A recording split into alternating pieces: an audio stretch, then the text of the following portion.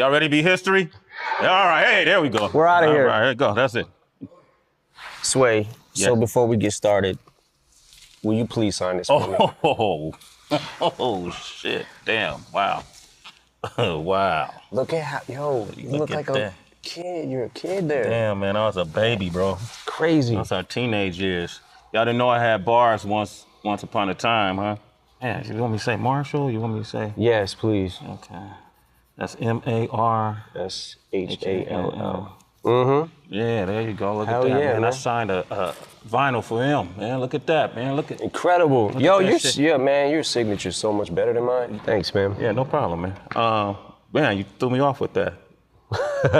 Fucked up your whole shit? Not really. I'm just impressed that you dug that deep in the crates, man. I didn't know you. I'm always digging in the crates. That's good to know, man. That's good to know. If you want to use any lyrics from any of those songs on that vinyl, bro. Well, I was gonna ask you when the cameras are off. There's a couple bars that I wish I could have. Yeah, that's cool, man. Go ahead, man. What's mine is yours, man. If it make your shit tighter, you know. Let's speak on bars, though. Here we are. Kamikaze came out. You know, you shocked the world the way you did it. What made you do it? I mean, a Revival came out December 2017. That wasn't that long ago. It was less than a year. What made you just drop it on the world the way you did? Because I feel like the way the climate is right now, if you give people enough time to, I got an album coming out in 2 months. You give people time to say, man, he better have a song like this or I ain't fucking with it. If he don't have a song like this, I ain't fucking with it. Yeah. He better not be rapping like this. He better not be rapping about this or I'm not gonna fuck with it. And when you go into an album, you can go into anything with the mindset of this is gonna suck. And then even if you kind of don't feel that way, you're already kind of formed your opinion in front of all your friends and you know what I'm saying? Like, so I feel like giving them no warning was the best thing to do just because it doesn't give people enough time to, you know, when the Revival track list came down the pipe. Yeah, I remember that. It was like, overwhelmingly, this shit is gonna be trash. Yeah. And that was before nobody really wanted to be wrong about it. Yeah.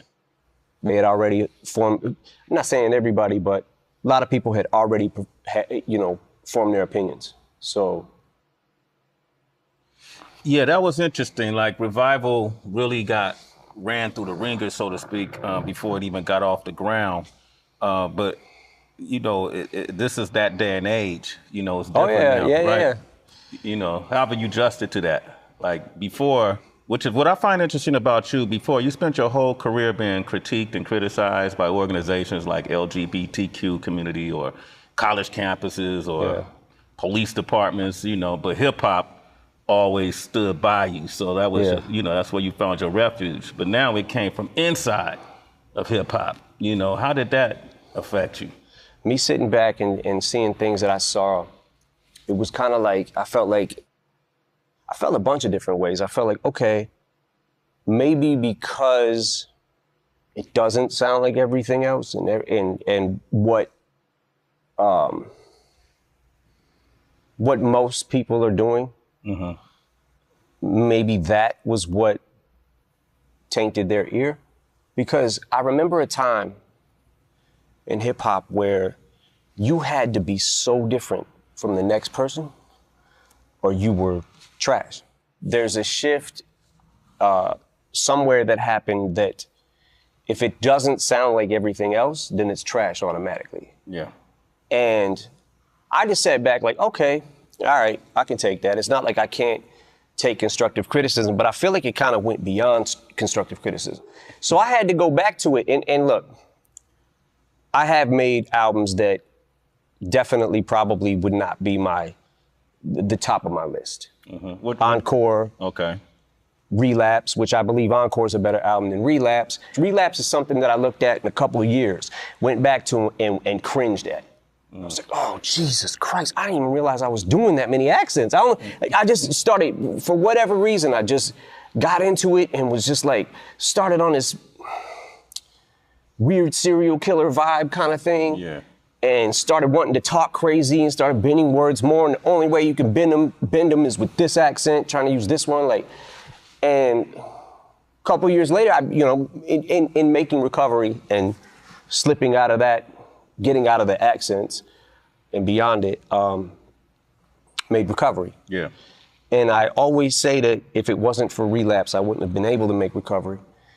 And if it wasn't for revival, I wouldn't have been able to make this album.